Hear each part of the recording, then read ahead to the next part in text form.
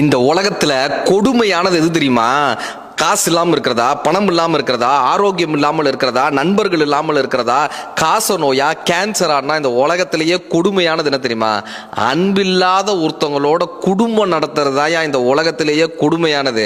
அந்த அன்பில்லாத ஒருத்தர் சமைச்சு அதை சாப்பிட்றது அதை விட கொடுமையானது. அன்பில்லாதவர்களினுடைய முகத்தை பார்ப்பது, அன்பில்லாதவர்களை பார்த்து பேசுவது, அன்பில்லாதவர்களோடு கூட இருப்பது, இதுதாயா இந்த உலகத்திலேயே கொடுமையிலும் கொடுமையான விஷயம்னு நான் சொல்லலைங்க.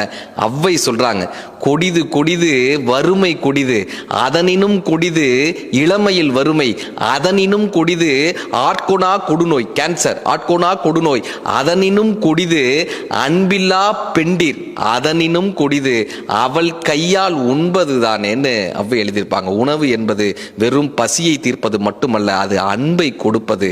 இந்த குடும்பம் என்பது அன்பை கொடுத்தால் மட்டும்தான் அது